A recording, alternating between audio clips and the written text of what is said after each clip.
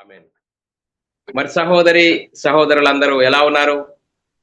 సంతోషంగా, ఆనందంగా ఉన్నారా?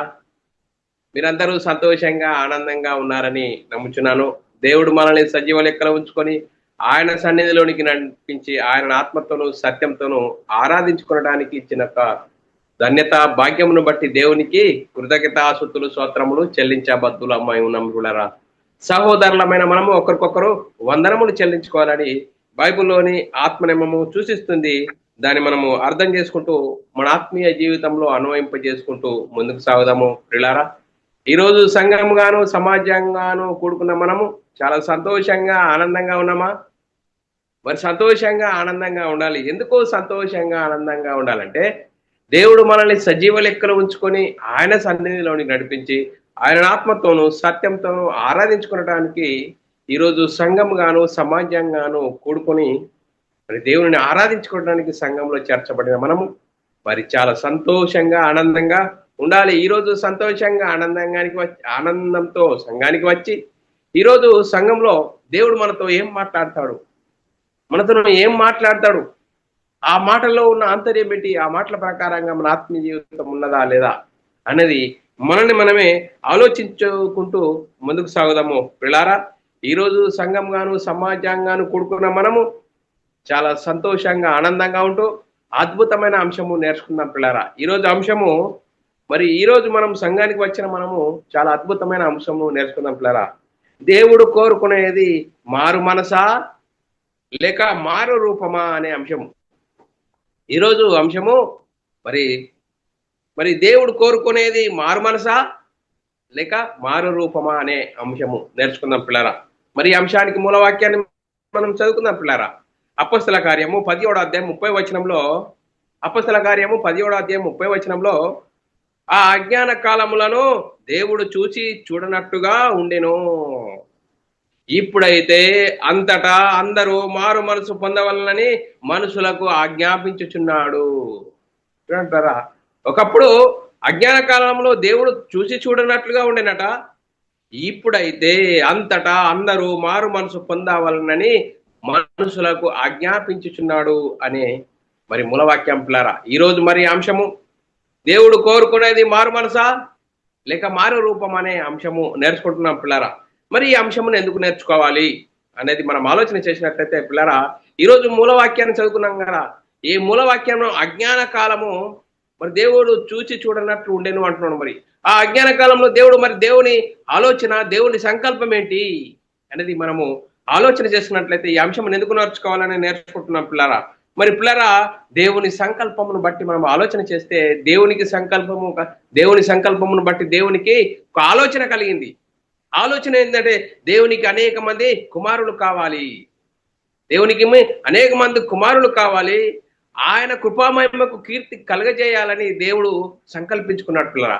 దేవుని సంకల్పమును బట్టి పిల్లరా మరి జగత్తులో అన్నిటినీ మరి చేసి మరి 6వ దినమున ఆదామవ్వలను చేసి సృజించాడు పిల్లరా.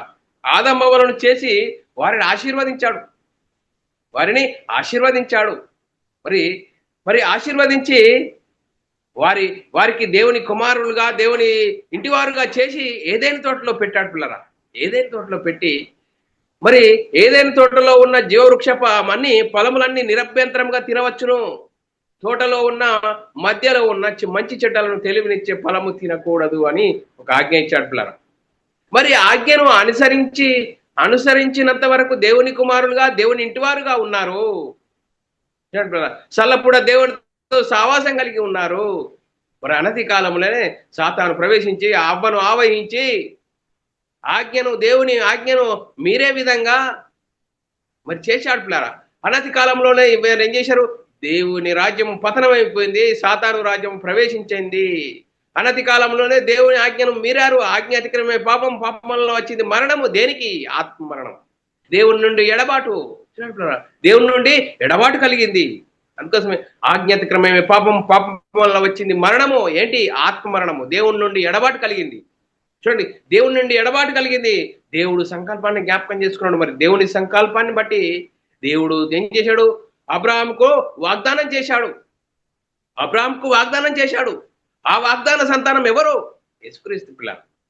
ఆ వాగ్దాన సంతానమైన మరి సంతానం ఎవరంటే యేసుక్రీస్తు. మరి యేసుక్రీస్తు అత్యంత వరకు మరి జనాలు సమృద్ధి అవుతున్నారు కానీ, జనాలు విస్తరిస్తూనే ఉన్నారు కానీ దేవుని సంకల్పం నెరవేర్చట్లేదు. అందుకోసమే ఒకనాడు దేవుని జనాంగమైన ఇజ్రాయెల్‌ను దేవుడు ఏర్పరచుకున్నాడు. ఇజ్రాయెల్‌ను ఏర్పరచుకున్నాడు కాబట్టి ధర్మశాస్త్రం ఇవ్వబడ్డది వారికి. వారికి ఏం చేసిండు? ధర్మశాస్త్రం ఇవ్వబడ్డది. చూడు, ధర్మశాస్త్రం అనుసరించే నీతిమంతులు అవుతారు, అతిక్రమిస్తే శాపగ్రస్తులు అవుతారు. చూడు, ఎవడైనాను ధర్మశాస్త్రం అంతా గైకొని ఒక ఆజ్ఞను విషయంలో తప్పిపోయిన యెడల ఆజ్ఞలన్నిటి విషయంలో అపరాధి అవుతాడు. చూడండి, ధర్మశాస్త్రం మంచిది కాదా? జ్ఞాన సత్య స్వరూపమైనది. దాన్ని అనుసరిస్తే నీతిమంతులు అవుతారు, అతిక్రమిస్తే శాపగ్రస్తులు అవుతారు. చూడండి, మరి 10 ఆజ్ఞలలో ఒక ఆజ్ఞ తప్పిపోతే వాడు అపరాధి అవుతాడట. మరి చూడండి, ఇజ్రాయేలుల గురించి ఆలోచన చేసినట్లయితే మరి ధర్మశాస్త్రం అనుసరించారా, అతిక్రమించారంటే అతిక్రమించారు. చూడాలి, అతిక్రమించారు. ఏ ఒక్కరు నీతిమంతులు లేక దేవుడు అనుగ్రహించి మహిమను పొందలేక పాపం చేసినందున అని లేఖనాల్లో రాయబడ్డది. ఏ భేదము లేదు, అందరూ పాపము చేసి దేవుడు అనుగ్రహించి మహిమను పొందలేకపోతున్నారట. చూడండి, ఏ భేదము లేదు, అందరూ పాపము చేసి అంటే దేవుని మాట వినకపోవడము, దేవుని మాటను వినకపోవడమే పాపము. ఆజ్ఞను అనుసరించకపోవడమే పాపము. ఆజ్ఞ అతిక్రమే పాపము. పాపం వల్ల వచ్చింది మరణము. దేవుని నుండి ఎడబాటు కలిగింది. చూడండి, దేవుని నుండి ఎడబాటు కలిగింది కాబట్టి కాలము పరిపూర్ణమైనప్పుడు దేవుడు తన సొంత కుమారుని పాప శరీరాకారంతో ఈ లోకానికి పంపించి ధర్మశాస్త్రం అమల్లో ఉన్న కాలంలో యేసుక్రీస్తు ఈ లోకానికి వచ్చాడండి. ధర్మశాస్త్రము అమల్లో ఉన్న కాలంలో యేసుక్రీస్తు ఈ లోకానికి వచ్చాడు. ఈ లోకానికి వచ్చి ధర్మశాస్త్రానికి లోబడ్డాడు. ప్రవక్తల ప్రకారం ప్రవక్తలైతే ప్రవచనాలు ప్రవచించారో ఆ ప్రవచనాల నెరవేర్పు ప్రకారంగా యేసుక్రీస్తు ఇగో ఇక్కడ ప్రవచనం చేయబడ్డది, ప్రవచనం నెరవేర్పు జరిగిందని ప్రవచనాలను ఎత్తు మరి నెరవేరుస్తూ వచ్చాడు. లోబడ్డాడు, ధర్మశాస్త్రానికి లోబడ్డాడు. చూడండి, దేవుని సంకల్పమును బట్టి దేవుడు యేసుక్రీస్తును ఈ లోకానికి ఎందుకు పంపించాడు? అందరి పాపాలను తీసివేయడానికి, ధర్మశాస్త్రం అందరినీ పాపంలో బందీలుగా ఉన్న వారిని విడిపించడానికి. ధర్మశాస్త్రంకు లోబడ్డాడు, ధర్మశాస్త్రం అనుసరించాడు, ధర్మశాస్త్రాన్ని శిలువలో కొట్టివేశాడు. చూడండి, ధర్మశాస్త్రం అయితే వీరు అన్యజనులు, వీరు దేవుని ప్రజలు అనే వేరుపరిచింది. ఆ వేరుపరిచిన వారిని ఏం చేశాడు? ఒక్కటిగా చేయడానికి యేసుక్రీస్తు ధర్మశాస్త్రంకు లోబడ్డాడు, ధర్మశాస్త్రం అనుసరించాడు, ధర్మశాస్త్రాన్ని శిలువలో కొట్టివేశాడు. ధర్మశాస్త్రాన్ని శిలువలో కొట్టివేశాడు. యేసుక్రీస్తు పరలోకంలో దేవునితో సమానుడుగా ఉన్నాయన మనందరి కోసం ఈ లోకానికి వచ్చి పాప శరీరాకారంతో వచ్చి ఆయన శరీరమందు పాపమునకు శిక్ష విధించబడెను. చూడండి, తను తాను రిక్తునిగా చేసుకొని తను శిలువలో బలియాగం పొందాడు, మరణించాడు, సమాధి చేయబడ్డాడు. 3వ రోజున తిరిగి లేచి పరలోకానికి వెళ్ళి పరలోకమున పరిశుద్ధాత్మను పంపించి ఆ పరిశుద్ధాత్మను పొందుకున్న 12 మంది యేసుక్రీస్తు మరణ సమాధి పునరుద్ధానం గురించి సువార్తను ప్రకటించారు. అందుకోసమే చూడండి, నాకు ఇవ్వబడిన ఉపదేశం మీకు అప్పగించింది అదే మనగా లేఖనముల ప్రకారం క్రీస్తు మన పాపముల నిమిత్తం మృతి పొందిన, సమాధి చేయబడను, లేఖనముల ప్రకారం 3వ దినమున తిరిగి లేచను. చూడండి, తిరిగి లేచి భూమి మీదను నాకు సర్వాధికారము, 3 లోకాల మీద సర్వాధికారం ఇవ్వబడ్డది. మీరు సర్వలోకానికి వెళ్ళి సర్వ సృష్టికి సువార్తను ప్రకటించండి. సువార్తను ప్రకటించడం ద్వారా ఏమవుతుంది? మారు మనసు పొంది పాపక్షమాపణ ప్రతి వాడు యేసుక్రీస్తు నామములో బాప్తీసం పొందాలి. ఇప్పుడు క్రైస్తవుడికి ఆజ్ఞ ఏంటి? మారు మనసు పొందాలి. ఇప్పుడు ఏం చేయాలి? మారు మనసు పొందాలి. మారు రూపాలు కాదు, మారు మనసు పొందాలి. అందుకోసం పిల్లారా, మీరు నిర్జీవ క్రియలను విడిచిపెట్టి మారు మనసు పొందాలి అంటున్నాడు. పిల్లారా, మత్తయి సువార్త 4వ అధ్యాయం 17వ వచనంలో అప్పటి నుండి యేసు పరలోక రాజ్యం సమీపించుచున్నది గనుక మారు మనసు పొందుడని చెప్పుచు ప్రకటించడం మొదలుపెట్టాను. చూడంటారా, యేసుక్రీస్తు ఏం చెప్తున్నాడు? యేసుక్రీస్తు ఈ లోకానికి వచ్చి మారు మనసు పొందండి. మారు రూపాలు కాదు. క్రైస్తవుడు ఏంటి? మారు మనసు. యేసుక్రీస్తు దేవుని కుమారుడు, యేసుక్రీస్తు ప్రభు అని విశ్వసించి, యేసుక్రీస్తు మనందరి పాపాల కోసం మరణించాడని తిరిగి లేచాడని విశ్వసించి యేసుక్రీస్తు నామములో బాప్తీసం పొందాలి. సువార్తను విని హృదయంలో పశ్చాత్తాపము కలిగి మారు మనసు పొంది ప్రతివాడు యేసుక్రీస్తు నామములో బాప్తీసం పొందడం ద్వారా పాత జీవితం బాప్తీసంలో పాతిపెట్టబడుతుంది. తిరిగి లేవడం ద్వారా నూతన జీవితము క్రీస్తును ధరించుకోవడము, క్రీస్తు మహిమను ధరించుకోవడము, అది మారు మనసు పొందాలి. అందుకోసమే అపోస్తలుడైన పేతురు గారు మరి సువార్తను ప్రకటిస్తూ మొట్టమొదటిగా మరి సువార్తను ప్రకటిస్తూ మీరు ఏం చేయాలి? మారు మనసు పొందాలి అంటున్నాడు. పిల్లారా, అపోస్తల కార్యం 2వ అధ్యాయము 38వ వచనం, పేతురు సువార్తను విన్నారు, సువార్తను విని హృదయంలో పశ్చాత్తాపం కలిగి సహోదరులారా, అయ్యలారా, మేమేం చేయాలి? ఇంత తప్పు చేశామా, ఇంత పాపం చేశామా, మేం చేయాలన్నప్పుడు పేతురు గారు అంటున్నట్లురా, పేతురు, మీరు మారు మనసు పొంది మీరేం చేయాలా? మారు మనసు పొందాలి. మారు రూపాలు కాదు క్రైస్తవుడు అంటే. మారు మనసు పొందే పాపక్షమాపణ ప్రతి వాడు యేసుక్రీస్తు నామములో బాప్తిసం పొందడి. అప్పుడు పరిశుద్ధాత్మను వరము పొందుదురు. అప్పుడు పరిశుద్ధాత్మను వరము ఆదామవ్వలు పోగొట్టుకున్న ఆ దేవుని కుమారులు, దేవుని ఇంటి వారే గొప్ప భాగ్యము యేసుక్రీస్తు నామములో బాప్తిసం పొందితే మీరు పొందుతారు. చూడండి, మరి మానవ మనసు పొందండి. చూడు, అపోస్తుల కార్యంలో ఇంకా 3వ అధ్యాయం 20 వచనంలో రాయబడ్డది, మీరు మారు మనసు పొంది తిరిగండి. అపోస్తుల కార్యము 3వ అధ్యాయం 20 వచనంలో, మీ కొరకు నియమించిన క్రీస్తు యేసును బట్టి, క్రీస్తు యేసును ఆయనను పంపినట్లు మీ పాపములు తుడిచివేయబడు నిమిత్తము మారు మనసు పొందుడి. మారు మనసు పొంది తిరుగుడి. మీ మారు మనసు పొంది తిరుగుడి. అంతేకాదు, ఇంకా అపోస్తుల కార్యము 5వ అధ్యాయం 31వ వచనంలో, మారు మనసు పొంది పాప క్షమాపణ దయచేయుటకు మరి దేవుడు యేసుక్రీస్తును పంపాడు. అపోస్తుల కార్యము 5వ అధ్యాయం 31వ వచనంలో, ఇజ్రాయేలీయులకు మారు మనసును పాప క్షమాపణ దయచేయుటకు దేవుడు ఆయనను అధిపతిగాను రక్షకునిగాను తన దక్షిణ హస్తబలము చేత హెచ్చించి ఉన్నాడు. చూడండి, మరి దేవుడు యేసుక్రీస్తును ఎందుకు పంపించాడు? చూడు, పాపక్షమాపణ దయచేయుటకు దేవుడు ఆయనను అధిపతిగాను రక్షకునిగాను తన దక్షిణ హస్తం చేత హెచ్చించి ఉన్నాడు. అందుకోసమే క్రీస్తును విశ్వసించడము. మరి ఇప్పుడు అందరూ అంతటా మారు మనసు పొందాలని ఎందుకు లేఖనం చెప్తుంది? చూడండి, మరి మారు మనసు దయచేయుటకు అపోస్తల కార్యం 11వ అధ్యాయం 18వ వచనంలో, వారు ఈ మాటలు విని మరేమి అడ్డం చెప్పక, అట్లయితే అన్య జనులకు దేవుడు జీవార్థమైన మారు మనస్సు దయచేసి ఉన్నాడని చెప్పుకొనుసు దేవుని మయపరిచిరి. చూడండి బాగా, అన్ని జనులకు సువార్త ద్వారా మరి మారు మనసు పొందడానికి దేవుడు దయచేశాడు. సువార్తలో దేవుని శక్తి అని చెప్తుంది. నేను మనమై ఉన్న ఆత్మరక్షణ, నిత్య జీవము, పరలోక ప్రాప్తి, దేవుని ఇంటి వారం, పరలోకానికి వారసులము. ఇంత గొప్ప భాగ్యము సువార్తలో ఉంది. ఆ సువార్తను ప్రకటించాలి, సువార్తను వినాలి, హృదయంలో పశ్చాత్తాపం కలగాలి, మారు మనసు కలగాలి. అప్పుడు పాపక్షమాపణ ప్రతి వాడు యేసుక్రీస్తు నామములో బాప్తిసం పొందడం ద్వారా అంతటా అందరూ మారు మనసు పొందాలని దేవుడు ఇచ్చేయించుచున్నాడు. ఏ ఒక్కరు నశించిపోవడానికి దేవునికి ఇష్టం లేదు. చూడండి, అపోస్తల కార్యం 17వ అధ్యాయం 30వ వచనంలో, ఆ అజ్ఞాన కాలంలో, చూడండి, పాత నిబంధన కాలంలో, ధర్మశాస్త్ర కాలంలో దేవుడు తన మనసును మార్చుకున్నాడే కానీ, చూడండి, ఆ అజ్ఞాన కాలంలో దేవుడు చూడనట్లుగా ఉండెను. ఇప్పుడైతే యేసుక్రీస్తును పంపాడు.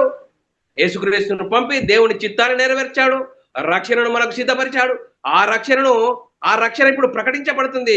యేసుక్రీస్తు మరణ సమాధి పునరుద్ధానం గురించి సువార్త సర్వలోకానికి వెళ్ళి సర్వ సృష్టికి సువార్తను ప్రకటించండి. క్రైస్తవుడు పని ఏంది? సువార్తను ప్రకటించాలి. సువార్త ప్రకారంగా మనము దాన్ని వాక్యాన్ని ప్రకారంగా మన ఆత్మీయ జీవితం ఉండాలి. ప్రకటించడమే కాకుండా వాక్యానుసారంగా మన ఆత్మీయ జీవితం ఉండాలి. అందుకోసమే చూడండి, సువార్త ఆజ్ఞాన కాలంలో 17వ అధ్యాయము అపోస్తల కార్యం 30వ వచనంలో, ఆ అజ్ఞాన కాలములను దేవుడు చూడనట్లు ఉండెను.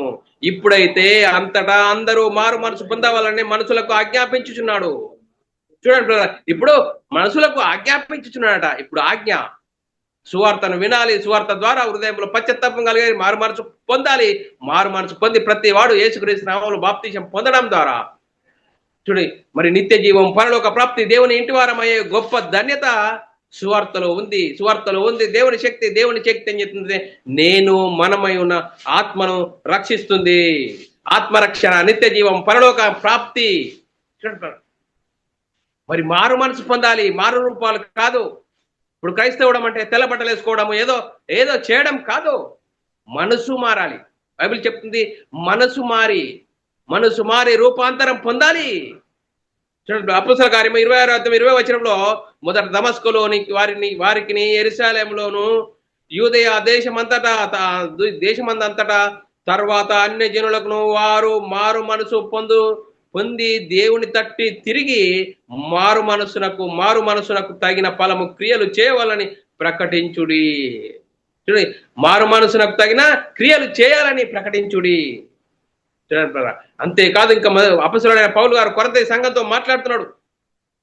చూడండి, మారు మనసు, చూడండి, మీరు దుఃఖపడుతున్నారా? సువార్తను విని దుఃఖపడుతున్నారా? దుఃఖపడడం కాదు, మారు మనసు పొందాలి. మారు మనసు పొందిదని నేను సంతోషించి అంటున్నాడు పిల్లరా. మొదటి 2 కొరింథీయులకు రాసిన పత్రిక 7వ అధ్యాయం 9వ వచనంలో, మీరు దుఃఖపడితిరని సంతోషించుట లేదు గాని, మీరు దుఃఖపడితిరని సంతోషించుట లేదు గాని, దుఃఖపడి మారు మనసు పొందితిరని ఇప్పుడు సంతోషించుచున్నాను. ఏ అలైనగా ఏ విషయంలోనైనాను మా వలన మీరు నష్టము పొందకుండుటకై దైవ చిత్తానుసారమైన దుఃఖము మరణము కలగజేయదు, మారు మనసు కలగజేస్తుంది. మారు మనసు కలగజేస్తుంది. దైవ చిత్తానుసారమైన దుఃఖము మారు మనసు కలగజేస్తుంది. మారు మనసు కలగడం ద్వారా మనం చూడండి, మారు మనసు కలగడం ద్వారా అప్పుడు మనము యేసుక్రీస్తు దేవుని కుమారుడు యేసుక్రీస్తు ప్రభువుని విశ్వసించి యేసుక్రీస్తు నామములో బాప్తిసం పొందడం ద్వారా మరి పాప జీవితము, పాత జీవితం బాప్తిసంలో పాతి పెట్టబడుతుంది. తిరిగి లేవడం ద్వారా నూతన జీవితము క్రీస్తు మహిమను ధరించుకుంటాము. అప్పుడు మనోనేత్రాలు ఎలింపబడతాయి. ఆ మనోనేత్రాలు ఎలింపబడడం ద్వారా మనసు మారుతుంది. మారు రూపాలు కాదు. ఇప్పుడు మనం ఏం చేయాలి? మనసు మారి నూతన పరచబడాలి. 2 కొరింథీయులకు రాసిన పత్రిక 7వ అధ్యాయం 10వ వచనములో మనము చదువుకున్నాం పిల్లరా. మరి ఏమని? 7వ అధ్యాయం 10వ వచనంలో, దైవ చిత్తానుసారమైన దుఃఖము రక్షణార్థమైన మారు మనసు కలగజేయును. ఈ మారు మనసు దుఃఖమును పుట్టించదు, అయితే లోక సంబంధమైన దుఃఖం మరణం కలగజేయును. లోక సంబంధమైన దుఃఖము మరణం కలగజేస్తుంది. దైవ చిత్తానుసారమైన మనసు మారు మనసు కలగజేస్తుందని లేఖనం చెప్తుంది పిల్లారా. ఇంకంతేకాదు, మరి కొరింథీయుల అపోస్తలుడైన పౌలు గారు తిమోతి గారితో మాట్లాడుతున్నాడు. 2 తిమోతి రాసిన పత్రిక 2వ అధ్యాయం 24వ వచనంలో, సత్య విషయమైన అనుభవ జ్ఞానము వారికి కలుగుటకై, సువార్తను ప్రకటించడం ద్వారా సత్య విషయమైన అనుభవ జ్ఞానము వారికి కలుగుటకై దేవుడు ఒకవేళ ఎదురాడు వారికి మారు మనసు దయచేయును. సువార్తను ప్రకటిస్తున్నప్పుడు ఎదురాడుతున్న వారికి కూడా ఆ సువార్త ద్వారా వారు మనసు అనేది కలుగజేయును. చూడండి పేరా. మరి అందుకోసం మీరు నిర్జీవ క్రియలను విడిచిపెట్టాలి. ఏప్రిల్ రాసిన పత్రిక 6వ అధ్యాయం 11వ వచనం, కాబట్టి నిర్జీవ క్రియలను విడిచిపెట్టి మారు మనసు పొందుతాయో. మారు మనసు పొందండి, మారు మనసు పొందండి. మారు రూపాలు కాదు. క్రైస్తవుడు అంటే మారు మనసు పొందాలి.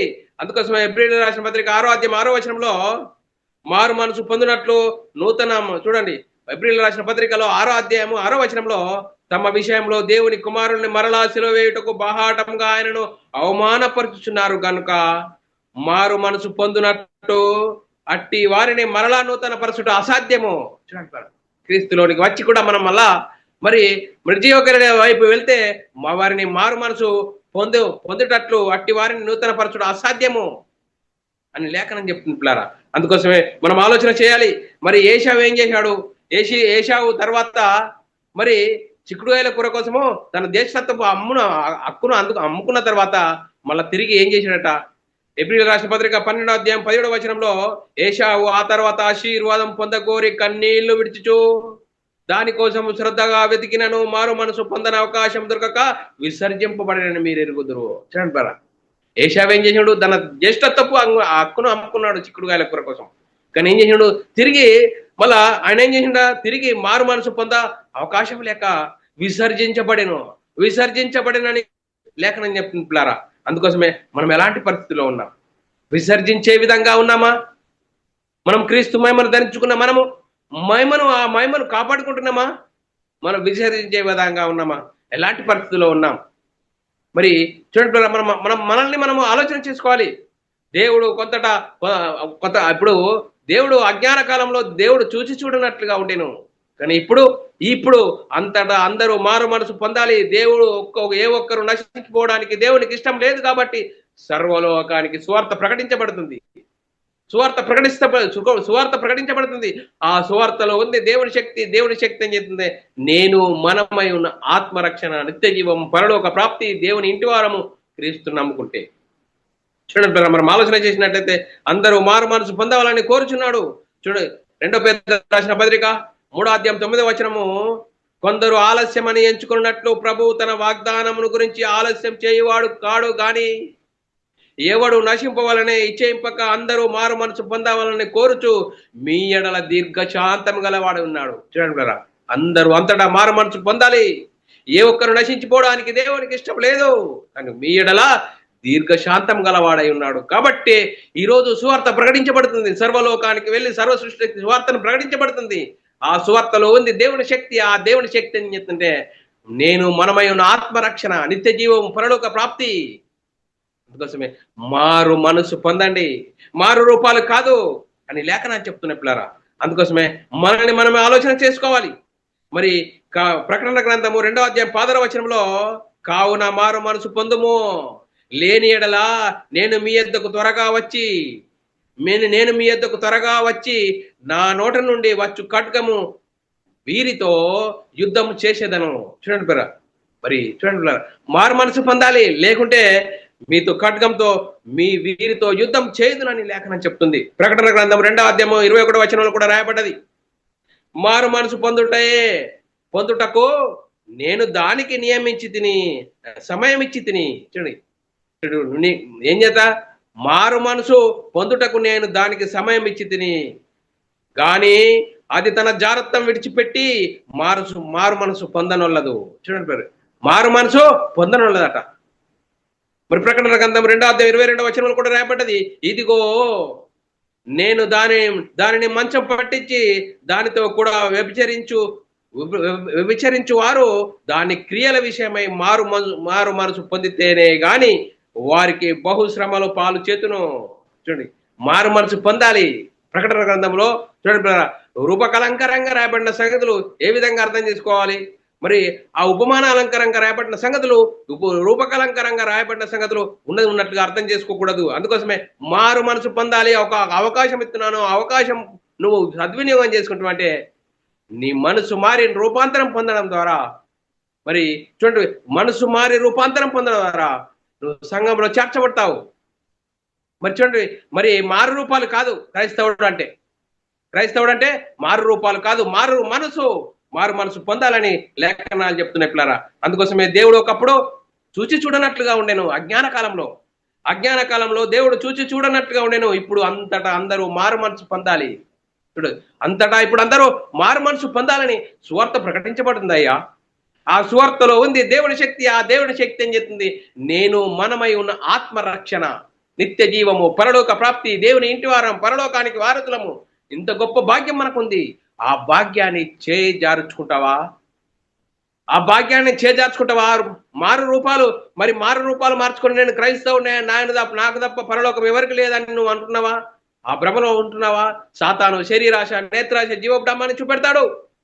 చూడు, వాడి భాషలో ఉండి నువ్వు నడిచి నానే క్రైస్తవుని అని నువ్వు మరి కాలరెగరేస్తే వాడికి సిద్ధపరిచిన నరకం తప్పదు. వాడు శరీరాశ, నేత్రాశ, జీవోపడామాన్ని చూపెడతాడు. ఆదమ వల్ల ఏమన్నాడు? మీరు చావరు, దేవతల వల్ల అయితే అన్నాడు. చూడండి, మరి దేవుడు చెప్పేది ఏంటి? ఆత్మకు నీవు పండు తింటే చేస్తావు అన్నాడు. ఆత్మకు. చూడండి, మరి దేవుడు చెప్పేది ఆత్మరక్షణ. మరి సాతాను సూచించేది శరీరాశలు కల్పిస్తాడు. ఆ వాడి ఆశలో పడి వాడి భ్రమలో నడిస్తే వాడికి సిద్ధపరిచిన నరకం తప్పదు. అందుకోసమే దేవుడు అజ్ఞాన కాలంలో చూచి చూడనట్లుగా ఉండేను. ఇప్పుడు అంతటా అందరూ మారు మనసు పొందాలి. ఇప్పుడు అంతటా అందరూ మారు మనసు పొందాలని సువార్త ప్రకటించబడుతుందయ్యా. ఆ సువార్తలో ఉంది దేవుని శక్తి. ఆ దేవుని శక్తి ఉంది నేను మనమై ఉన్న ఆత్మను రక్షించుకోవడం, ఆత్మరక్షణ, నిత్య జీవం, పరలోక ప్రాప్తి, దేవుని ఇంటి వారమయ్యే గొప్ప భాగ్యము యేసుక్రీస్తు నమ్ముకోవడం అంటే. చూడు, మారు రూపాలు కాదు. అందుకోసమే ఈ వాక్యం వింటున్న సహోదరుడా, ఈ వాక్యం విన్న తర్వాత నీవు ఏం ఆలోచన చేసుకుంటున్నావు? ఏం నిర్ణయం తీసుకుంటున్నావు? దేవుడు ఒకప్పుడు అజ్ఞాన కాలంలో చూసి చూడనట్లుగా ఉండేను. ఇప్పుడు అంతటా అందరూ మారు మనసు పొందాలని దేవుని ఇచ్చేస్తున్నాడు. ఏ ఒక్కరు నశించుకోవడానికి దేవునికి ఇష్టం లేదు కాబట్టి ఆ సువార్త ప్రకటించబడుతుంది. ఆ సువార్తలో ఉంది దేవుని శక్తి. దేవుని శక్తి ఏం చెప్తుంటే నేను మనమై ఉన్న ఆత్మరక్షణ, నిత్య జీవం, పరలోక ప్రాప్తి. ఇంత గొప్ప భాగ్యమయ్యా. అందుకోసమే తండ్రితోనూ ఆయన కుమారుడితోనూ సావాసం కలిగి ఉన్నామా? చూడు, మారు మనసు పొంది మరి దేవునికి మహిమ తెచ్చేవారంగా, దేవునికి ఘనత తెచ్చేవారంగా ఉంటూ ముందుకు సాగుదాం. ఇంతవరకు చెప్పబడిన లేఖనం ప్రతి ఒక్కరి హృదయంలో నీరు గట్టి ఫలింపజేయను గాక. ఆమెన్. అందరికీ వందనములు, దేవునికి స్తోత్రాలు. పిల్లారా, మరి ఇలాంటి అంశాలు వినాలనుకుంటున్నారా? యునైటెడ్ బైబుల్ అకాడమీ ద్వారా మీరు వినండి, షేర్ చేసుకోండి, మరి అనేకులకు షేర్ చేయండి. మీ వ్యక్తిగత ప్రార్థనలో పరిచర్య ప్రార్థనలో జ్ఞాపకం చేసుకోండి. అలాగే BW academy, Bible విజిటమ్ academy channel subscribe చేసుకోండి. మీరు వినండి, అనేకులకు షేర్ చేయండి. మీ వ్యక్తిగత ప్రార్థనలో పరిచర్య నిమిత్తం ప్రార్థనలో జ్ఞాపకం చేసుకోవాల్సిందిగా క్రీస్తు ప్రేమను బట్టి బతిమాలకొచ్చున్నాను. అందరికీ వందనములు. దేవునికి స్తోత్రాలు.